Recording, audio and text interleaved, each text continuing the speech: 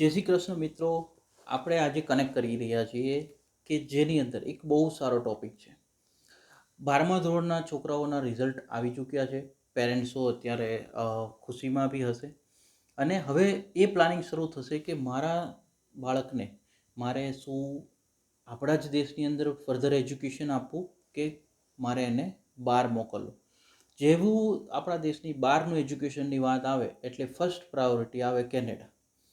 તો કે શું મારે મારા બાળકને 12મા ધોરણ પછીનું આગળનું એજ્યુકેશન આપવા માટે કેનેડા મોકલવું જોઈએ કે આપણે આપણા જ દેશની અંદર એમને એજ્યુકેશન આપવું જોઈએ. તો હવે આ સવાલો મને અમુક પેરેન્ટ્સ તરફથી બી આવી રહ્યા હતા. તો મને બી લાગ્યું કે મારે આપની સાથે આ ઇન્ફોર્મેશન શેર કરવી જોઈએ.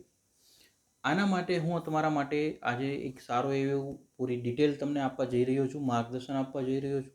વિડીયો પૂરો જોજો જેથી કરીને તમને પ્રોપર સમજમાં આવે.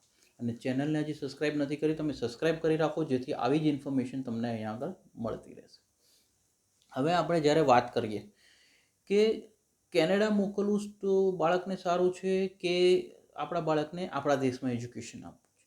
તો જો કેનેડા બેચલર કરવા યા તો ડિપ્લોમા એટલે કે 12મા ધોરણ પછી જો સ્ટુડન્ટને અબ્રોડ જવા મળતું હોય છે અને કેનેડા મોકલવામાં આવે છે તો એના અમુક ફાયદાઓ હોય છે. આની અંદરના ફાયદા, પહેલું તો વિઝા ચાન્સીસ બહુ વધારે હોય છે. આફ્ટર 12થના રિઝલ્ટ પછી જો સ્ટુડન્ટ બહાર જવા માગતું હોય છે તો એમના વિઝા ચાન્સીસ સારા હોય. બીજું, આપણા કરતાં એ લોકોનું એજ્યુકેશન, કેનેડાનું એજ્યુકેશન જે છે એ થોડું પ્રેક્ટિકલ વધારે છે. તો છોકરાઓને જે જ્ઞાન મળે છે એ પ્રેક્ટિકલ એજ્યુકેશન વધારે મળવાથી છોકરાઓનો જે એજ્યુકેશન લેવલ છે એ અપ જતું હોય છે. ડ્યુરિંગ સ્ટડી એમને જે પાર્ટ ટાઈમ જોબનો ઓપ્શન મળે છે.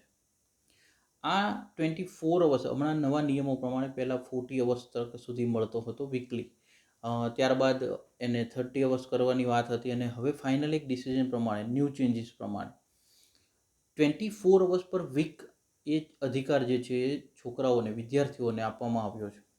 હવે આ વિદ્યાર્થીઓને વીકલી 24 અવર્સ જો કામ કરવા મળે છે તો એ દરમિયાન એ લોકો મંથલી એમનો પર્સનલ ખર્ચો કાઢતા 40 કે 50,000 રૂપિયાનું જે સેવિંગ કરી શકતા હોય છે.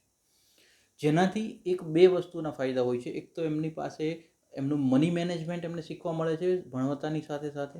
બીજી વસ્તુ કે એ એમના ફાઇનાન્શિયલી જે ડિપેન્ડ છે, સેલ્ફ ડિપેન્ડ થતા જાય છે અને એમને કોર્પોરેટ કલ્ચરનું બી જ્ઞાન મળતું જાય છે. ઇન્ડિયામાં આપણે જોવામાં આવે છે કે જ્યારે સ્ટુડન્ટો ભણતા હોય છે ત્યારે બહુ ઓછા છોકરાઓ એવા જોવા મળે છે કે જે સાથે સાથે જોબ કરતા હોય છે, પાર્ટ ટાઈમ જોબ કરતા હોય કે ફૂલ ટાઈમ જોબ કરતા, એવું આપણને ઓછું જોવા મળે છે. તો એના કારણે થતું હોય છે કે કોર્પોરેટ કલ્ચરનું જે જ્ઞાન છે એ કદાચ કેનેડામાં જો છોકરાને અત્યારથી મોકલવામાં આવે છે તો એમનામાં જલ્દી ડેવલપ થતું હોય છે.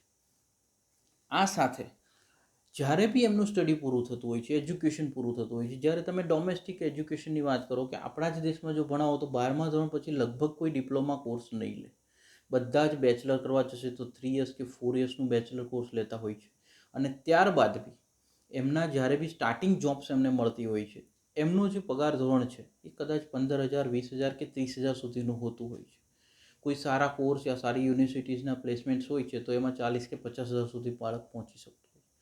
તો એની સામે કદાચ તમે જોશો તો કેનેડામાં જ્યારે બાળક જે છે, વિદ્યાર્થી છે, અહીંયાથી જાય છે, એના જે પાર્ટ ટાઈમ જોબ છે એમાં તે 50,000ની તો સેવિંગ કરતું થઈ ગયું હોય છે.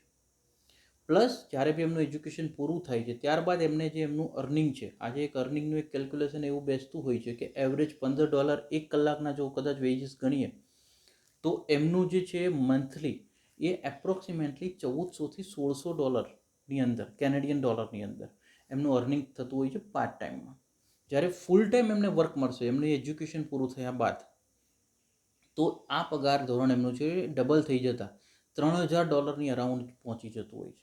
$3,000 એટલે એવું કહી શકો તમે કે આજના રેટ પ્રમાણે 1,80,000 રૂપિયાનું એમનું કેરિયર સ્ટાર્ટ થતું હોય છે. તો આ જો કેરિયર એમનું સ્ટાર્ટ થાય છે 1,80,000થી, એ ફર્ધર આગળ ઘણું બધું વધતું હોય છે. પ્લસ એમને વર્ક પરમિટ બાદ એમને PR મળે છે, PR બાદ એમના બીજા બેનિફિટ્સ બધા મળતા હોય છે.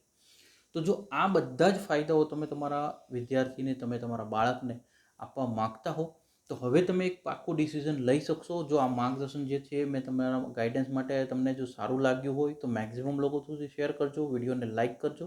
આમાં તમારા કોઈ સવાલો હોય તો અમને કોમેન્ટ સેક્શનમાં પૂછજો, જેથી તમને અમે ગાઈડન્સ આપી શકીએ.